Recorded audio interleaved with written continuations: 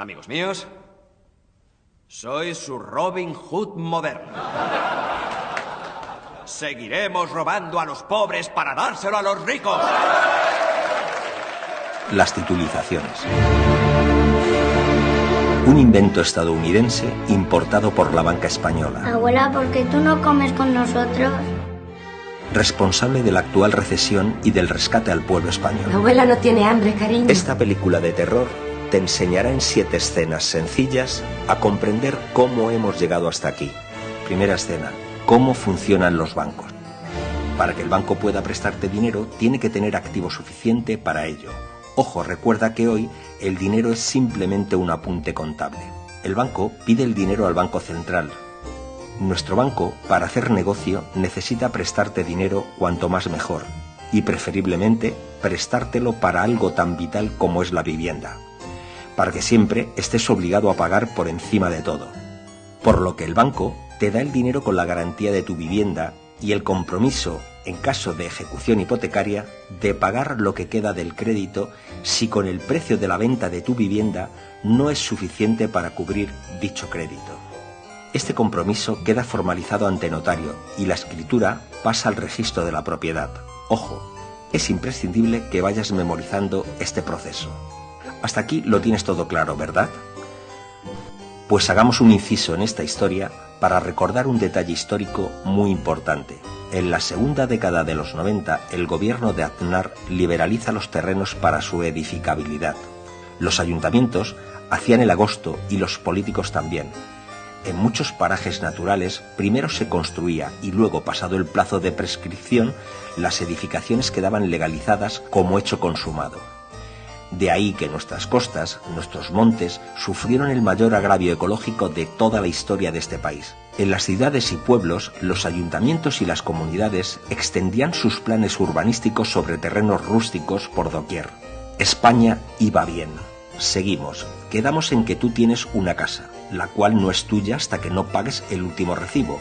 El banco tiene tu hipoteca y tu compromiso de pagar todos los meses el principal, más los intereses donde el banco extrae sus ganancias. Pero el banco, como te ha prestado el dinero a ti y a muchos como tú, ya no tiene más activos para prestar más dinero. Es aquí donde el banco pone en marcha las titulizaciones responsables de la ruina de este país. Segunda escena: la entidad gestora. El banco crea una entidad gestora a la cual irá cediendo todas las hipotecas que día a día va firmando con nuevos hipotecados. Esta gestora es propiedad del banco. Tercera escena: el fondo de titulizaciones. La gestora se encarga de hacer un paquete con todas las hipotecas que le cede el banco y con ellas crea ante notario un fondo, el cual contiene normalmente miles y miles de millones de euros.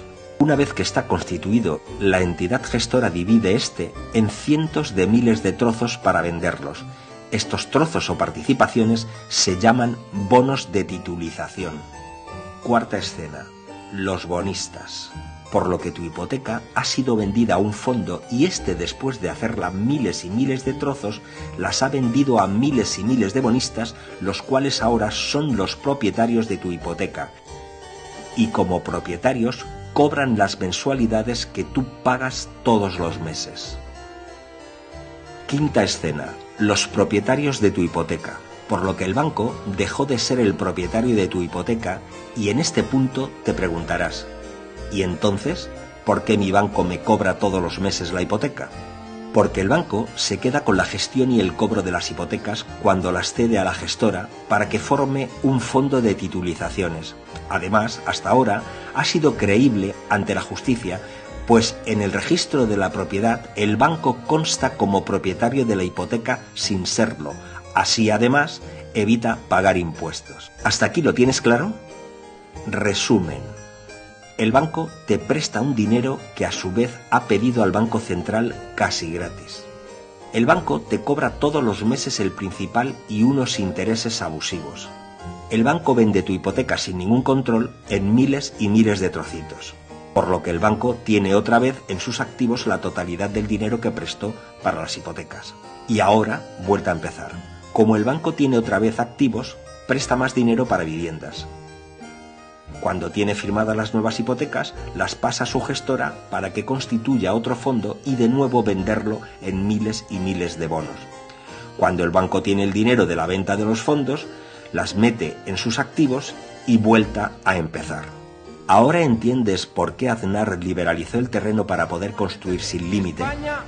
La banca insaciable y sin ningún control del Estado repite una y otra vez esta secuencia hasta convertirse en banca piramidal, de tal manera que incentivó a los directores de las sucursales para que convencieran a los ciudadanos de lo bueno de hipotecarse, y así salió a la calle para convencerte de que debías pedirle una hipoteca en vez de pagar el alquiler, o para que vendieras el pisito y te compraras una vivienda como Dios manda, o simplemente para especular. Por lo que la banca española repitió una y otra vez esta rueda de titulizaciones hasta 16 veces. España iba bien y el señor Rato era como Dios. Había iniciado el milagro económico español. La banca piramidal produjo la construcción de viviendas a diestro y siniestro. Los banqueros y los políticos se llevaban el dinero a expuertas a los paraísos fiscales. Las titulizaciones se convirtieron en máquinas de imprimir dinero, y el resto ya lo conocemos todos. El Cejitas, viendo que el precio de un pisito de 70 metros estaba llegando a la línea roja, se vio obligado a parar la máquina de imprimir. Las parejas de jóvenes de 30 años estaban ya firmando hipotecas que para pagarlas tendrían que trabajar los dos toda su vida hasta los 75 años. La banca piramidal, que estaba sustentada solamente con el compromiso de pago de millones de trabajadores hipotecados, empezó a resquebrajarse al fallar el consumo y el trabajo, o el trabajo y el consumo.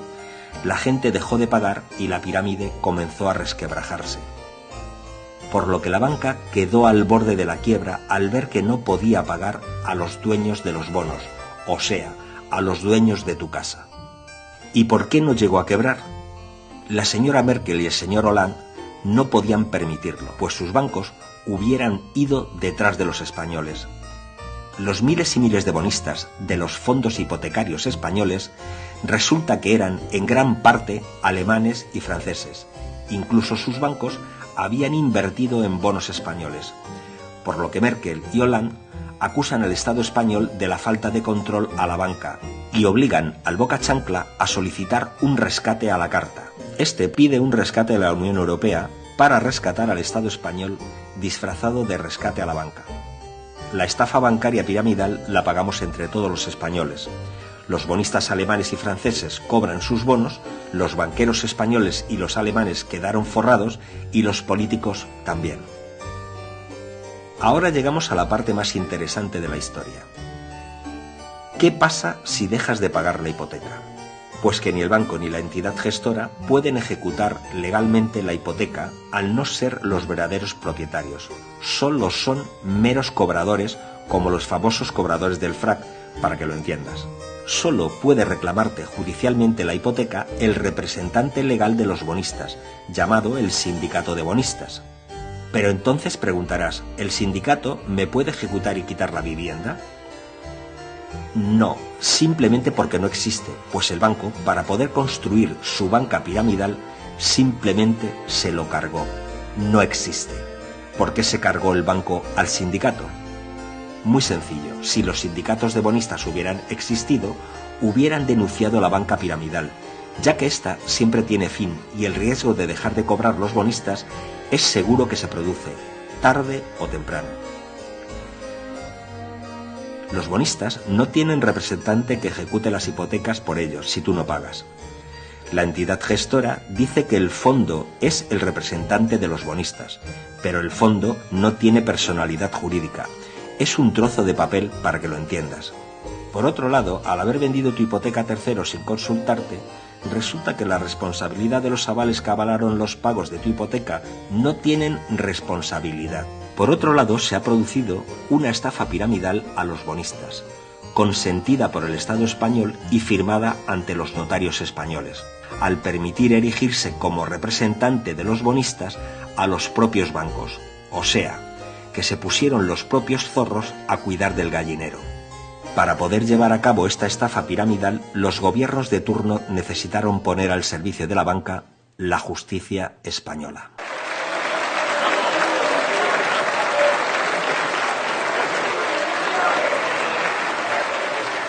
Son unos niños. Unos niños grandes. Se divierten. Y continuarán divirtiéndose, hasta que todo reviente. Si tienes problemas para pagar tu hipoteca, ponte en contacto con nosotros o con la plataforma más cercana. Y si eres uno de los 600.000 españoles ejecutados y desahuciados, también.